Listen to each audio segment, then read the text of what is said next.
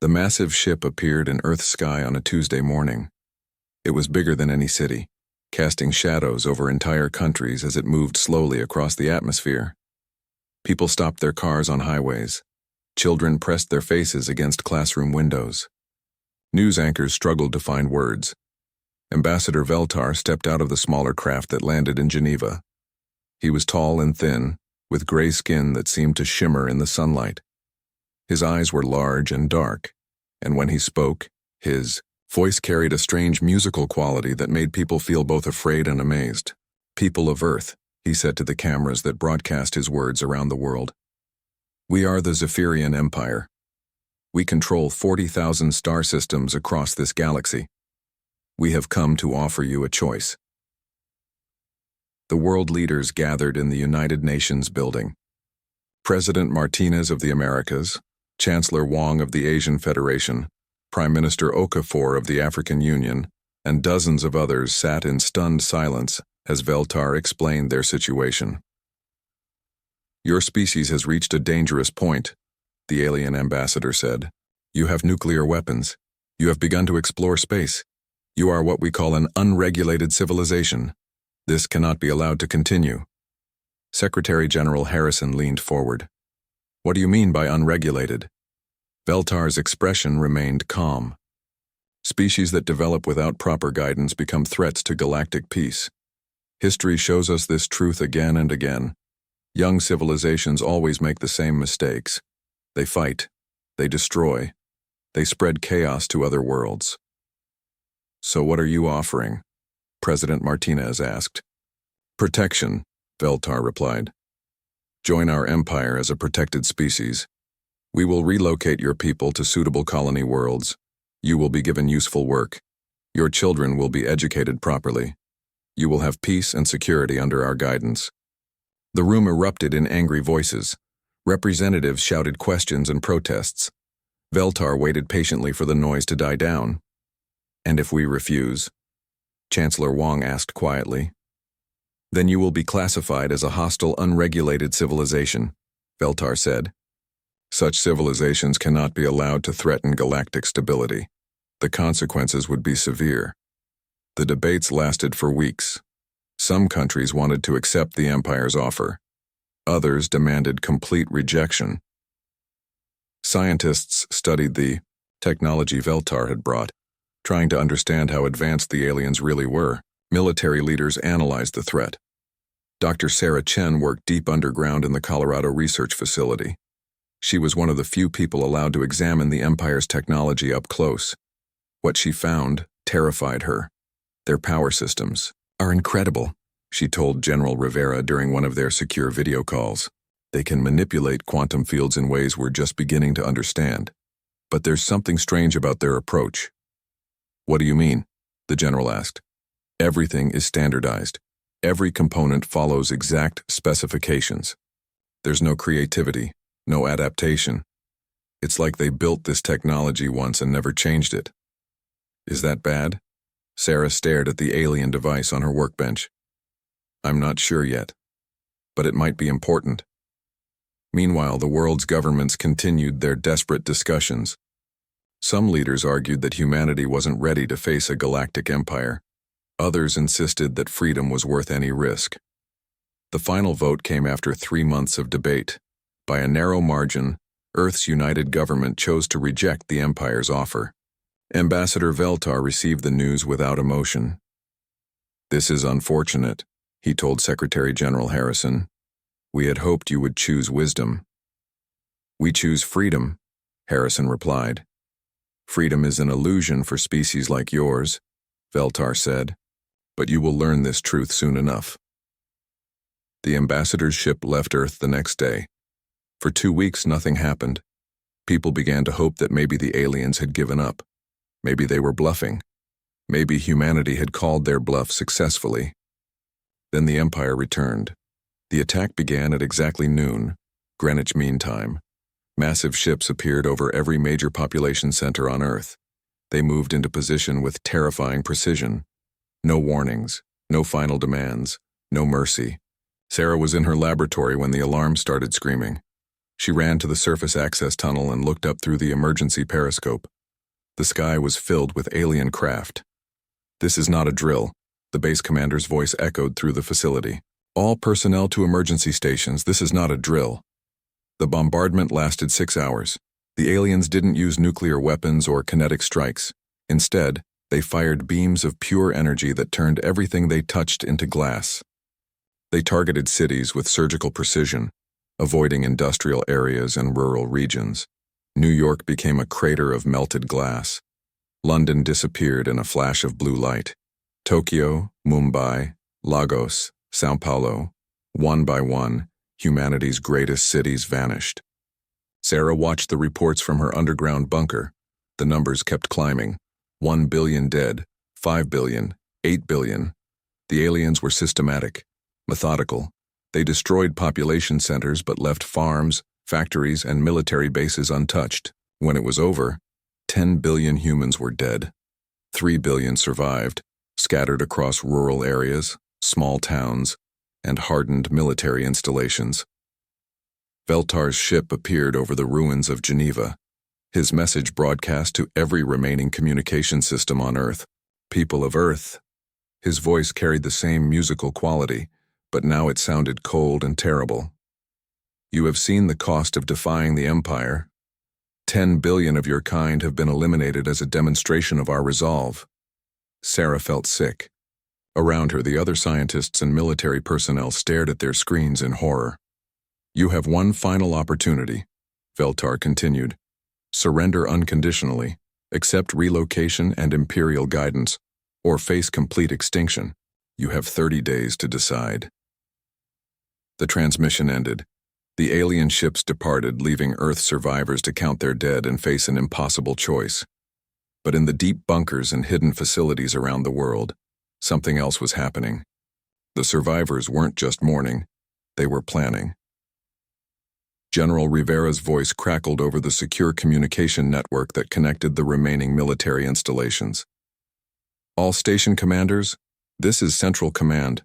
Operation Phoenix is now active. Repeat, Operation Phoenix is now active." Sarah looked up from her workbench where pieces of alien technology lay scattered. She had been studying them for months, learning their secrets. Now she understood why their standardized approach might be a weakness. "General," she said into her communicator, "this is Dr. Chen at Colorado Deep. I think I know how to fight them." "Explain." "They're advanced, but they're not creative. Everything they build follows the same patterns. They don't adapt. They don't innovate. They just repeat what works." "And that helps us how?" Sarah looked at the quantum manipulation device she had been modifying. In the past few hours, driven by rage and grief, she had made changes that the alien engineers would never have considered. "Because we do adapt, General. We innovate. We improvise. And right now we're very, very angry." Outside, the Earth was quiet except for the wind blowing across the glassy craters that had once been humanity's greatest cities. But deep underground, in hidden laboratories and secret bunkers, the survivors were working. They had 30 days to prepare. 30 days to turn their grief into something the Galactic Empire had never faced before. 30 days to become something new. 3 days after the bombardment, Sarah Chen climbed out of the Colorado facility for the first time since the attack. The world above looked different. The sky seemed too bright, too empty without the familiar glow of distant cities on the horizon. She drove through abandoned towns and empty highways. Cars sat where their drivers had left them when the news broke. Some people had tried to flee, but there was nowhere to run from orbital bombardment. Others had simply gone home to be with their families when the end came. Sarah's destination was the emergency command center hidden beneath Cheyenne Mountain.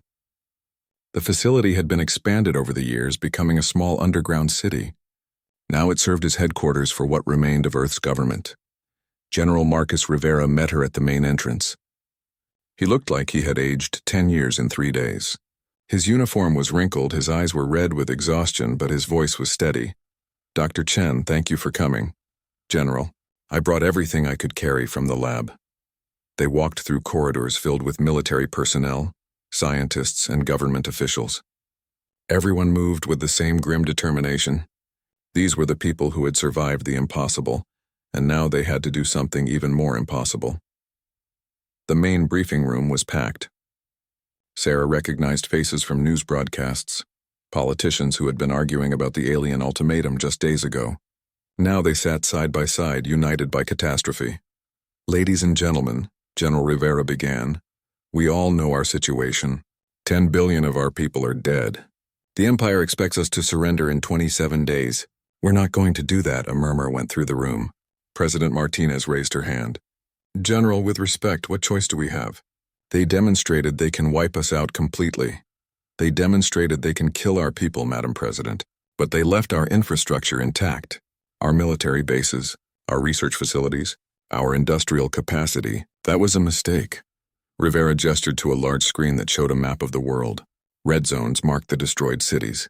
Green zones showed surviving military installations, factories, and research centers. Project Phoenix has been in development for 8 years. Rivera continued. It was designed as a contingency plan for global catastrophe. We never expected to use it against aliens, but the principles remain the same. Sarah found herself standing without realizing it. "General, may I?" Rivera nodded. Sarah moved to the front of the room. She activated her tablet and connected it to the main display. "For 3 months I've been studying their technology," she said. "The Empire's equipment is incredibly advanced, but it has a fundamental weakness. Everything they build is standardized. They use the same power systems, the same computational matrices, the same design principles across their entire civilization. The screen showed detailed scans of alien components. This works for them because it's efficient. They can build and maintain equipment across 40,000 star systems using the same specifications, but it also makes them predictable." Secretary General Harrison leaned forward. "Predictable how?" "They don't adapt during conflict. When they encounter resistance, they respond with predetermined protocols. They scale up their standard solutions rather than developing new ones." Sarah changed the display to show her modified alien technology. "But we're different. We adapt, we improvise. We combine technologies in ways that weren't originally intended." She held up a small device that looked like alien technology, but with obvious human modifications. "This is a quantum field manipulator from their diplomatic ship. But I've connected it to a human neural interface and enhanced it with our latest AI processing systems." "What does it do?" asked Admiral Thompson. "It works 10 times faster than their original design. The alien version requires a large computer system to operate. This one responds directly to human thought patterns." General Rivera stepped forward. "Dr. Chen has been working with teams at our surviving research facilities. We've made similar breakthroughs with their propulsion systems, their weapons technology, and their defensive capabilities." The room erupted in excited conversations. For the first time since the bombardment, people looked hopeful instead of just determined. "How is this possible?" President Martinez asked. "If we can improve their technology so easily, why couldn't they?" Sarah smiled grimly. "Because they've been using the same approaches for thousands of years. They're a stable, conservative civilization. They don't take risks. They don't experiment with unproven ideas. And we do. We're a young species. We've been fighting and innovating and taking crazy risks for our entire history. We've only had advanced technology for a few decades, so we're still experimenting with everything." General Rivera activated another display showing underground facilities around the world. Project Phoenix includes hidden manufacturing centers, research laboratories, and military bases. We've been building this network for years using techniques learned from studying historical resistance movements. "The Empire thinks they've broken us," he continued. "They expect us to spend the next few weeks debating surrender terms. Instead, we're going to spend that time building the most advanced military force in human history." Dr. Kim from the Australian facility appeared on a video link. "General, we've had a breakthrough with the propulsion systems. We can't match their faster-than-light travel yet, but we've developed something they won't expect." "Explain." "We call it skip jumping. Instead of smooth FTL travel, we can make rapid short-distance teleportations. It's actually faster for combat situations because there's no acceleration time." Another screen lit up with Dr. Petrov from the Siberian Research Station. "We've solved the weapons problem too. Their energy weapons are powerful, but they require large amounts of time to charge between shots. We've modified the design to fire smaller bursts continuously." Sarah felt excitement building in the room. These were the world's best scientists and engineers, and they were angry. Angry people were creative people. What about spacecraft? Admiral Thompson asked. We need ships to carry these weapons. Already in production, General Rivera replied. We've been building them in underground facilities using alien materials salvaged from their diplomatic missions. The first prototypes will be ready in 2 weeks. President Martinez looked around the room. This all sounds promising, but we're still talking about fighting an empire that spans 40,000 star systems. Even if our technology is superior, the numbers are impossible. General Rivera's expression hardened. Madam President, we're not planning to fight 40,000 star systems. We're planning to destroy them. The room fell silent. Sarah felt a chill run down her spine. The Empire made a mistake when they killed 10 billion of us, Rivera continued. They thought they were sending a message about the consequences of defiance. Instead, they taught us that mercy is a luxury we can't afford. What are you saying, General? Secretary General Harrison asked quietly. I'm saying that when we're done, there won't be a galactic empire anymore. There will be a human empire, and every species in this galaxy will understand that attacking Earth was the worst mistake in galactic history. Sarah looked around the room. The political leaders looked shocked, but the military officers and scientists were nodding. The Empire had turned Earth survivors into something new, something harder, something very dangerous. Dr. Chen, Rivera said, how long until we can field a combat-ready force? Sarah thought about the work being done in facilities around the world, teams of brilliant people driven by grief and rage working around the clock to turn human innovation and alien technology into instruments of war. 3 weeks, General. Maybe less if we skip some of the safety testing. Skip it. We'll test everything in combat. As the meeting broke up and people returned to their work, Sarah remained behind. General Rivera approached her. Doctor, are you having second thoughts? Sarah thought about her sister's family in New York, about her colleagues at universities that no longer existed, about 10 billion people who would never see another sunrise. No, General. No second thoughts. But I want to make sure we understand what we're becoming.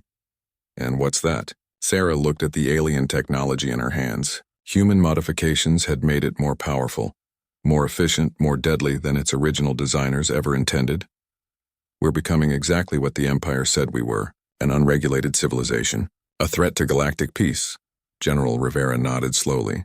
Good. Let them have peace when we're done with them. 18 months after the bombardment, Captain Elena Vasquez stood in the cockpit of humanity's first combat spacecraft. The ship had no name yet, they were calling it Prototype 7. It looked nothing like the sleek alien vessels. Instead, it resembled a mechanical predator, all angles and weapon ports and aggressive lines.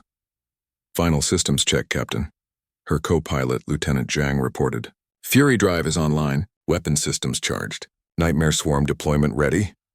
Elena nodded, her hands steady on the controls despite the rage burning in her chest. Her husband and 2 children had died in Mexico City during the bombardment.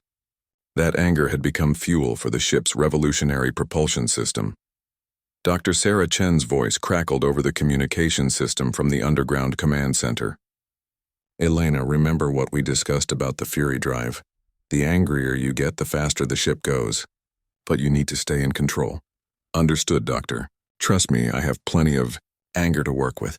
The Fury drive was perhaps humanity's most remarkable innovation. Dr. Chen had discovered that the alien quantum field manipulators could be synchronized with human neural patterns. Strong emotions, particularly rage and determination, actually enhanced the quantum effects. The result was a propulsion system that became more powerful when operated by someone seeking vengeance. Elena's ship waited in a launch bay carved into a mountain in Montana. Similar facilities existed around the world, hidden from orbital detection by advanced camouflage systems reverse-engineered from Empire technology. Prototype 7, this is command. General Rivera's voice came through the speakers. We have 3 Empire monitoring ships approaching Earth's outer system. This is your chance to field test everything we've built. Elena smiled grimly. The Empire had been sending small fleets to check on Earth's compliance every few months. They expected to find a broken, surrendering population. Instead, they were about to encounter something new. Roger, command. Beginning launch sequence. The mountain above her opened like a flower. Elena activated the Fury drive and felt the ship respond to her emotions. As she thought about her family, about 10 billion dead humans, about Ambassador Veltar's cold voice, the ship's power readings climbed beyond anything in the original alien specifications. She burst from the hidden launch bay and accelerated toward the edge of the solar system faster than any human had ever traveled. Behind her, 2 more prototype ships followed. Each one was piloted by someone who had lost everything in the bombardment. "Prototype Squadron, this is 7, Elena transmitted. "Remember, we want one of their ships to survive long enough to send a message back to the Empire. They need to know that Earth has changed." "Copy, 7, came the reply from Captain Morrison in Prototype 5. "Let's show them what humanity builds when we're properly motivated." The 3 Empire dreadnoughts were massive, each one capable of destroying an entire planet. They moved through space with the confidence of a species that had conquered 40,000 worlds. Their sensors detected the approaching human ships, but their response was relaxed, almost bored. "Unknown vessels. This is Monitor Fleet Designation 77 Alpha," the alien commander transmitted. "You are violating Imperial space. Reduce velocity and prepare for boarding." Elena's reply was to arm every weapon system on her ship. "This is Captain Elena Vasquez of the Earth Defense Force. You killed my children. Now I'm going to kill you." The lead Empire ship began charging its main weapon, a process that took nearly 30 seconds according to human intelligence. Elena used that time to activate her ship's most secret weapon. "Deploying Nightmare Swarm," she announced. Millions of microscopic robots poured from launch ports across her ship's hull. Each one was smaller than a grain of sand, powered by miniaturized quantum cores, and programmed with a simple directive: destroy anything that wasn't human. The Nightmare Swarm had been Dr. Chen's most controversial creation. Unlike Empire technology, which followed rigid programming, the swarm bots could adapt and evolve in real time. They learned from each encounter, shared information instantly, and modified their tactics based on enemy responses. The Empire dreadnought fired its main weapon at Elena's ship. The massive energy beam should have vaporized Prototype 7 instantly. Instead, the ship flickered and vanished. "Ghost protocol activated," Elena reported calmly. Her ship had phased into a parallel dimension, becoming temporarily invisible and intangible. Another innovation that the Empire's rigid technology couldn't match. She reappeared directly above the Empire ship and fired everything she had. Human-modified energy weapons, enhanced with quantum field manipulation and powered by pure fury, tore through the alien vessel's shields like they were paper. Meanwhile, the Nightmare Swarm reached the other 2 Empire ships. The microscopic robots began eating through their hulls, learning and adapting with each bite. When the Empire's defensive systems tried to stop them, the swarm modified itself to become immune to those specific countermeasures. "Target 1 is down," Captain Morrison reported. "Target 2 is, well, it's being eaten by tiny robots. Target 3 is trying to retreat." "Let it go," Elena ordered. "We want them to report back." The surviving Empire ship fled toward the edge of the solar system, broadcasting desperate warnings about Earth's new capabilities. Elena watched it escape, knowing that the real war was about to begin. "Command, this is Prototype 7, she transmitted. "Field test complete. All systems performed beyond expectations. The Empire knows we're not surrendering." Dr. Chen's voice came back excited and worried at the same time. "Elena, your ship's performance readings are incredible. The Fury drive hit 300% of theoretical maximum. How are you feeling?" Elena thought about that question. How was she feeling? The rage was still there, but it felt controlled now, focused, useful. "I feel like we can win this war, Doctor." Back in the underground command center, General Rivera studied the battle reports. The 3 prototype ships had destroyed 2 Empire dreadnoughts in less than 10 minutes. Ships that should have been impossible for humanity to defeat had been eliminated almost casually. "Doctor," he said to Sarah, "are we ready to move to the next phase?" Sarah looked at the data streaming from the prototype ships. Human technology enhanced with alien science and powered by human emotion. It was working better than she had dared to hope. "General, I think it's time to show the Empire what happens when you make humans angry." "Begin Operation Eradication," Rivera ordered. Around the world, hidden facilities opened their launch bays. Hundreds of ships poured into space, each one crewed by humans who had lost family in the bombardment. Each ship was powered by Fury and equipped with weapons that the Empire couldn't understand or counter. The real war was beginning. But it wouldn't be the war the Empire expected. They had come to Earth expecting to face a primitive species that would surrender or die. Instead, they had created something far more dangerous. They had taught humanity how to hate efficiently. As Elena's ship returned to Earth, she looked at the readings from her Fury drive. The system was already adapting, learning from her emotional patterns, becoming more efficient at converting rage into power. "Lieutenant Zhang," she said, "set course for the nearest Empire outpost. It's time to introduce them to humanity's new diplomatic policy, which is," Elena's smile was cold and bright, "unconditional surrender or complete annihilation, just like they offered us." Behind them, the damaged Empire ship limped toward the edge of human space, carrying news that would soon reach the highest levels of Imperial command. News that would change everything. Earth was no longer a target for conquest. Earth had become a threat to galactic peace, exactly as the Empire had always feared it would.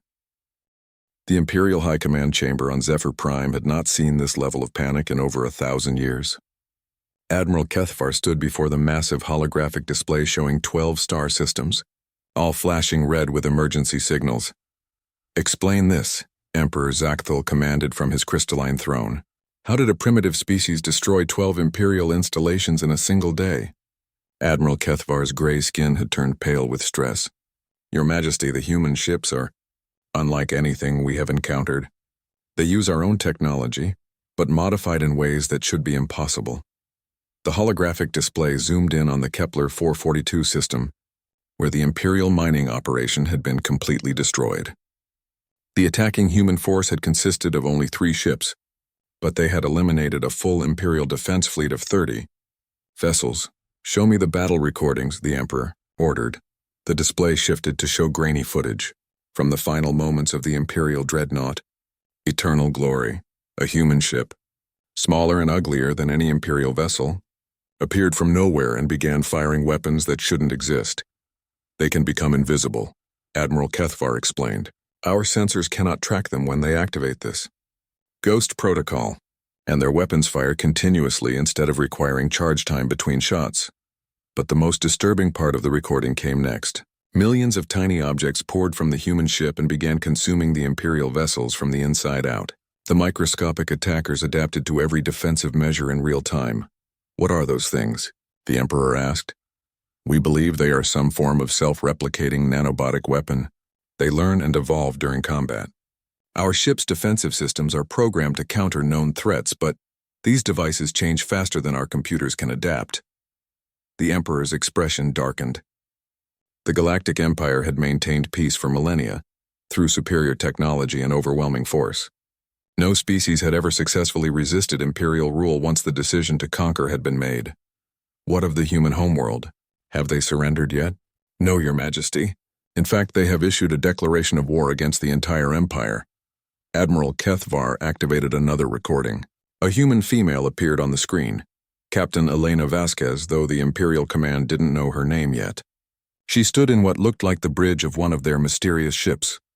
"To the Galactic Empire," she said in accented but clear galactic standard. "You killed 10 billion innocent people. You thought this would make us surrender. You were wrong. We declare war on your entire civilization. We will hunt down every ship, every station, every world that serves the Empire. We will not stop until you are extinct or until you surrender unconditionally. This is the only warning you will receive." The message ended. The chamber fell silent except for the quiet humming of the holographic projectors. "How many ships do they have?" the Emperor asked.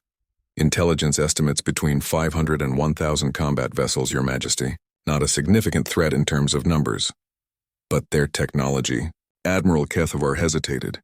"Superior to ours in several key areas. Their ships are faster, more maneuverable, and their weapons appear to be more effective. But the most concerning factor is their tactical approach." Explain.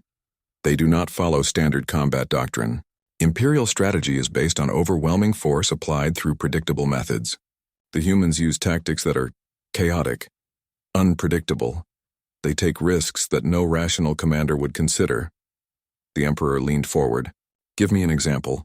"The attack on Vega Station. Standard Imperial response would be to engage the station's defenses with superior firepower until they surrendered. The humans instead teleported a small strike team directly into the station's command center, eliminated the command staff, and broadcast surrender demands to the entire system. They captured Vega Station with a strike team? No, Your Majesty. They destroyed it. When the station commander refused to surrender, they activated some kind of weapon that turned the entire structure into glass. Then they broadcast the recording to every Imperial facility in the sector. Emperor Zakthul stood from his throne. In his 300 years of rule, the Empire had never faced a threat like this. Every previous conquest had followed the same pattern: demonstrate superior power, offer terms, accept surrender. Species that refused surrendered after the first demonstration of Imperial capability. What do our tactical analysts recommend? A full Imperial fleet deployment, Your Majesty. 1,000 ships should be sufficient to eliminate the human threat permanently. Do it. Send Admiral Veltar with the 3rd Imperial Fleet. Admiral Kethvar looked uncomfortable. Your Majesty, there is one additional complication. The humans appear to be learning from each engagement. Their technology improves after every battle. That's impossible. Technology development takes decades, even for advanced species. Yes, Your Majesty. But the humans seem to modify their equipment during active combat. Their ships from last week are more advanced than their ships from last month. Meanwhile, in the Sol system, the human war effort had transformed Earth's remaining civilization into something unrecognizable. Every surviving human was part of the military effort now. Children as young as 12 worked in manufacturing facilities, building components for the war machines. Elderly scientists who should have been enjoying retirement were working 18-hour days developing new weapons. Dr. Sarah Chen stood in the primary research facility, now expanded into a vast underground complex that stretched for miles beneath the Rocky Mountains. Around her, thousands of scientists and engineers worked at quantum manipulation stations, each one improving on the aliens' original technology. Report, General Rivera requested as he joined her. The Fury drive systems are exceeding all projections, Sarah replied. Elena's ship achieved 400% of theoretical maximum during the Proxima Centauri attack. The angrier our pilots get, the faster they go. And the Nightmare Swarm?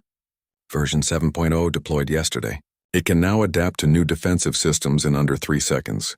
The Empire's ships literally cannot defend against it. General Rivera studied the tactical displays showing human forces spread across 12 star systems. What about our new project? Sarah's expression became serious. The Genesis bombs are ready for testing, General. But I want to make sure we understand what we're doing. Explain. These weapons don't just destroy targets. They rewrite the quantum structure of matter itself. Anything hit by a Genesis bomb becomes fundamentally incompatible with non-human life. The affected area becomes perfectly suited for human biology, but toxic to any other known species. Permanently? As far as we can determine, yes. We're essentially creating weapons that terraform entire planets instantly, but only for humans. General Rivera was quiet for a moment. Doctor, how many people did the Empire kill? 10 billion. And how many Imperial citizens live in their 40,000 star systems? Sarah checked her tablet. Conservative estimates suggest around 800 billion. Then we have some catching up to do. As they spoke, alert signals began flashing throughout the facility. Admiral Thompson's voice echoed through the communication system. All stations, this is Fleet Command. Long-range sensors detect a massive Imperial force approaching Sol system. 1,000 ships estimated arrival in 6 hours. General Rivera smiled grimly. Doctor, I think it's time to field test those Genesis bombs. General, are you sure about this? Once we use these weapons, there's no going back. We'll be committing to total war. Rivera looked at the memorial wall displaying the names of 10 billion dead humans. Doctor, they committed us to total war when they murdered our families. We're just evening the odds. Throughout the hidden facilities of Earth, human warriors prepared for the largest battle in their species' history, but they weren't preparing to defend their homeworld. They were preparing to demonstrate why attacking. Humanity had been the Empire's greatest mistake. The Empire was coming with 1,000 ships to finish what they had started. They expected to find a broken species ready to surrender or die. Instead, they were about to discover that humans had become something far more dangerous than an unregulated civilization.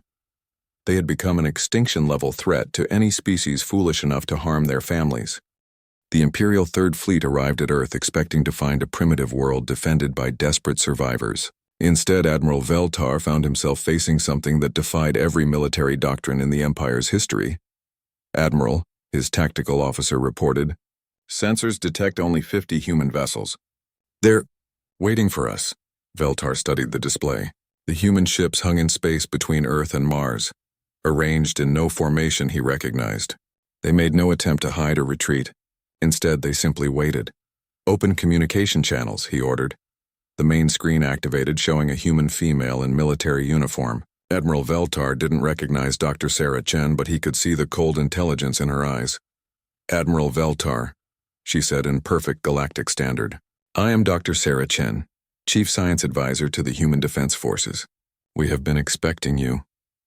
"Dr. Chen," Veltar replied, "I am here to accept your species' surrender. You have fought bravely, but this ends now. You cannot hope to defeat 1,000 Imperial warships with 50 vessels." Sarah smiled. "Admiral, you're right. We can't defeat 1,000 ships with 50 vessels." Veltar felt a moment of relief. Finally, these humans were showing sense. "However," Sarah continued, "we're not planning to defeat your ships. We're planning to eliminate your entire species." Before Veltar could respond, the human ships vanished from his sensors. Ghost protocol activated simultaneously across the entire human fleet. "Where did they go?" he demanded. "Unknown, Admiral. Sensors show nothing." The first indication of the human attack came when the Imperial ship Glorious Victory simply disappeared. One moment it was there, the next it was gone, replaced by a cloud of glowing particles. "Report!" Veltar shouted. "Unknown weapon, Admiral. The ship appears to have been dissolved at the quantum level." More Imperial ships began disappearing. The human vessels flickered in and out of visibility, striking with weapons that seemed to unmake matter itself. But the worst part was the coordination. The humans attacked as if they shared a single mind, their movements perfectly synchronized. "Admiral," the communications officer called out, "we're receiving a transmission from the human homeworld." General Rivera appeared on the screen, standing in what looked like a military command center. Behind him, tactical displays showed the battle in real time. "Admiral Veltar," Rivera said calmly, "2 years ago, your ambassador came to Earth with an ultimatum. Join the Empire or face the consequences. We chose freedom, and you murdered 10 billion innocent people." Another Imperial ship dissolved into quantum particles as a human vessel appeared from nowhere, fired a single shot, and vanished again. "Today, we offer you the same choice," Rivera continued. "Surrender unconditionally or face extinction. You have 30 seconds to decide."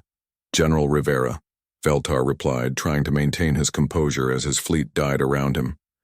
"You cannot be serious. Even if you destroy my fleet, the Empire has thousands more. You are 50 ships against 40,000 star systems. Admiral, you still don't understand what you're facing." The tactical display behind Rivera shifted to show a star map of the galaxy. Red dots appeared across Imperial space, hundreds of them spreading like a virus. "While you were traveling here," Rivera explained, "our Genesis fleet deployed to every major Imperial world. Right now, Genesis bombs are detonating across your territory. Every planet that serves the Empire is being modified."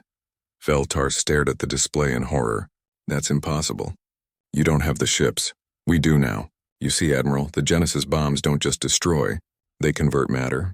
Every Imperial world hit by our weapons becomes a manufacturing facility that builds more human ships.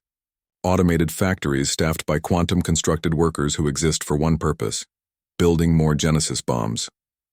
As if to emphasize the point, another wave of red dots appeared on the star map. Then another.